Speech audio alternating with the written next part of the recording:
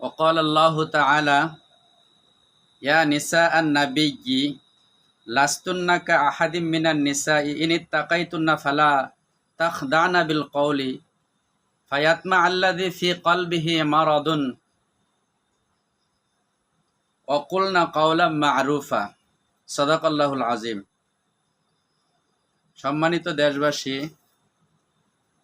আজকে একটা বিষয়কে সামনে রেখে আমি এখানে উপস্থিত হয়েছি। এটা হলো মা বোনদের পর্দা সম্পর্কে আমি কিছু কথা বলবো।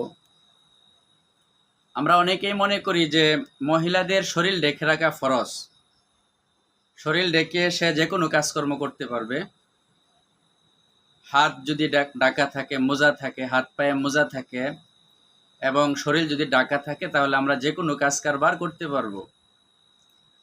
এখানে আল্লাহ তাআলা সূরা আহজাবের মধ্যে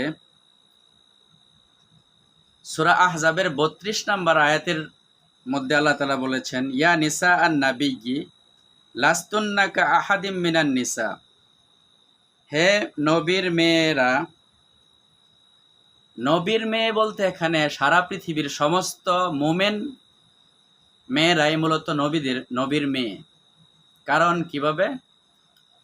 আমরা হযরত আয়েশা রাদিয়াল্লাহু তাআলা আনহু এবং অন্যান্য যে বিবিরা আছে রসুলের, তারা সকলে আমাদের আম্মা। রসুল আমাদের পিতা, রৌহানি পিতা, এবং হযরত আয়েশা, খাদিজা, সালমা, অন্যান্য যত বিবিরা রয়েছেন সকলে আমাদের আম্মা যান। অর্থাৎ রসুলের বিবিরা হলো উম্মতের মা, সমস্ত উম্মতের আম্মা হলো রসুলের বিবি। আর রসুলের বিবিদের যেরকম সম্মান, রসুলের মেয়েদেরও অনুরূপ সম্মান।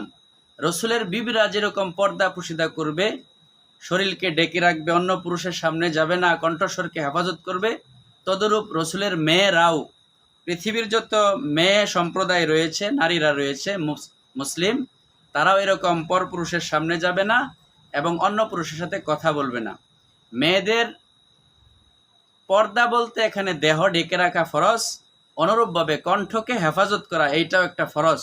কিন্তু আমাদের সমাজে এখন টিকটক ভিডিও, ইউটিউব, ফেসবুক এগুলোর মধ্যে অনেক আমার বোনেরা রয়েছে যারা বুকরা হিজাব ঠিকই করা আছে, কিন্তু বিভিন্ন পুরুষকে আকৃষ্ট করার জন্য সে তার কণ্ঠে তেলাওয়াত পেশ করে, ওয়াজ পেশ করে, কেরাত পেশ করে এবং লাইক পাওয়ার জন্য, কমেন্টস পাওয়ার জন্য সে এগুলা ভাইরাল করে।